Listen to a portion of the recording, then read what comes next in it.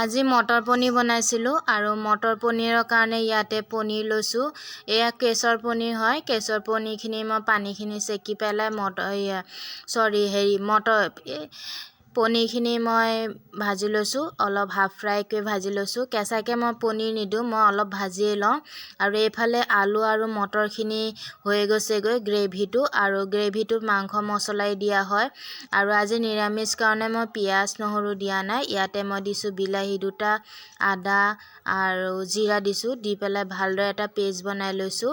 আৰু মটৰ পনীৰখিনি ভালদৰে ভাজি লোৱাৰ পিছত এতিয়া ইয়াতে গৰম পানী দি দিছোঁ আৰু সোৱাদ অনুসৰি নিমখ, হালধি, ৰেড চিলি পাউডাৰ দি ভালদৰে এইখিনি গ্ৰেভিটো ভাজি লোৱাৰ পিছত মটৰখিনি দি পেলাই ভালদৰে মিক্স কৰি লওঁ আৰু 10 মিনিটৰ কাৰণে ঢাকন লগাই দিওঁ সিজিবলৈ।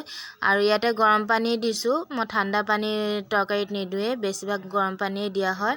আৰু গৰম পানীখিনি দিয়াৰ পিছত এতিয়া ভাজি লোৱা পনীৰখিনি ইয়াতে দি দিছোঁ। আৰু পনীৰখিনি মই হাফ ফ্ৰাই কৰি লৈছোঁ, আৰু হাফ ফ্ৰাই কৰি ল'লে ভাল লাগে খাই পেলাই। যদি কেঁচাকৈ দিয়া হয় ইমান এটা ভাল নালাগে খাই, সেইকাৰণে আমি অলপ ফ্ৰাই কৰিয়ে দিওঁ।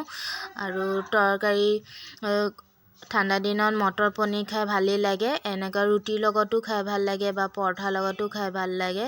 আৰু এইদৰে মটৰ পনীৰখিনি হৈয়ে গৈছেগৈ। আৰু একে শেষত মই ইয়াতে দি দিম এভাৰেষ্টৰ গৰম মছলা আৰু দি পেলাই ভালদৰে মিক্স কৰি দিম। আৰু দি পেলাই 5 মিনিটৰ কাৰণে ঢাকনখন লগাই দিম। এতিয়া গৰম মছলা গন্ধটো ধুনীয়াকৈ গন্ধটো আহে। আৰু এতিয়া ভালদৰে এইখিনি মিক্স কৰি দিছোঁ। আৰু আলু কেইটামান মই ইয়াতে ভাঙি দিম আৰু দি পেলাই ভালদৰে মিক্স কৰি পেলাই ঢাকনখন লগাই দিম। এতিয়া একেবাৰে শেষত মই ঢাকনখন লগাই দিম উতলাই অহাৰ পিছত। আৰু গৰমে গৰমে ভাতৰ লগত পৰিৱেশন কৰক বা ৰুটি পৰঠাৰ লগতো খাব পাৰিব। ভিডিঅ'টো কেনে লাগে জনাব।